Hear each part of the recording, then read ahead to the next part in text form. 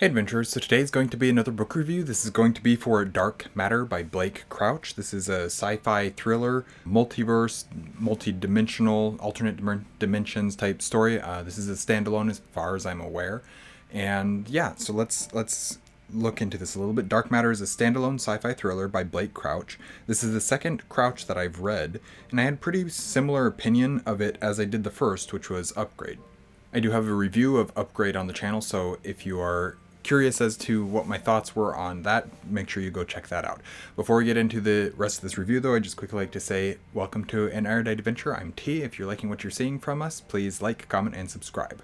Okay, so this is a very fast-paced thriller, and we are very quickly thrust into the story. Crouch is great at getting you engaged in what's going on. The concepts that he's playing with here and the way he executes them could be a bit confusing to some readers. For some reason, maybe because I just understand how things work from other storytelling universes, or just because I grasp the science and the concepts, that I don't actually have a very difficult time following what's going on or understanding the concept of a multiverse or parallel dimensions. Of course, both Marvel and DC have been playing with this concept for years, many years, and even in their film and television universes now, they've been playing with them for a while, and so it's not something that's new to me. But conceptually, I can also understand what it is, what the idea of this multiverse is, how it would work, what turns it into a multiverse, all that kind of stuff. I can understand that. But I also rarely have a hard time understanding the concepts of any sci-fi thrillers, with the one exception is Tenet by Christopher Nolan. Most of the other Christopher Nolan movies and stuff that I have watched, a lot of people say Inception is really confusing. That one, I got it on my first watch. I don't know what it is about them, but I understand the concepts that they're playing with. Tenet, I understood, but I was still confused, and I haven't gone back and rewatched it, so I need to actually do that to understand it. Anyways, that's not important. Let's get back to the review here. The multiverse has never actually been a concept that I've enjoyed all that much, if I'm being perfectly honest. Or at least the exploration of a multiverse. It often feels cheaply done, and like the stakes are surprisingly low for something that crosses so many different universes. It's a surprisingly low stakes, and I don't fully understand that. It's not a trope I particularly enjoy.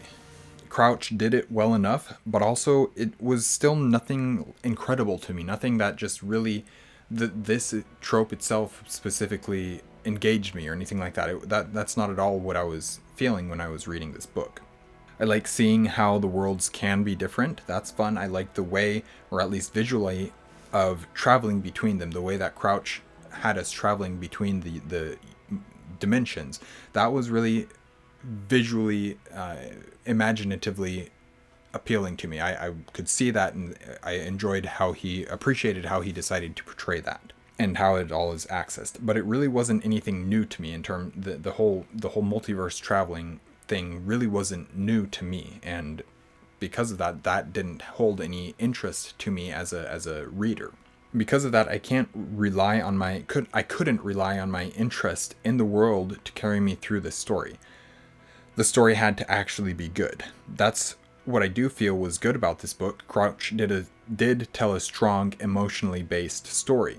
The setup of a dad being ripped away from his family and having to fight his way through the multiverse in order to get it back is a great way to ground the story into something that is in something so fantastical as this, and something so that, as I mentioned earlier, multiverses can often feel like there's no stakes for them. This was actually able to help me understand and ground me in the story in a way that kept me interested in what the story was doing. And I think that's what you have to do if you're going to tell a multiverse story like that. The relationship with his traveling companion was one that I enjoyed. His interactions with himself were well done, but mostly you just want him to get home, to be with his family, and Crouch does a good job at keeping that at the center of the story. His whole goal is to be with his family. Sometimes that gets a little bit twisted in his mind, and sometimes the way what happens because of that is not very pleasant to read.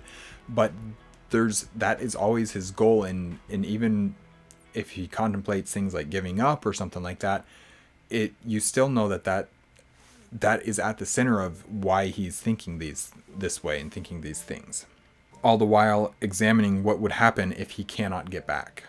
The ending is a bit weird to me, and just by nature of the type of story, you are left unsure, while also it being sufficiently satisfying as an ending. You're not sure that the end is what he actually truly wants.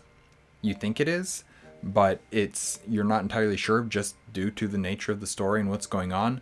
And it's a little bit, you're definitely left unsure, but it is also sufficiently satisfying as an ending of the book, with you knowing, I don't know that this is actually accurate, what he's currently thinking. And again, that is kind of an unfortunate part of using a multiverse story or multiverse to tell a story like this.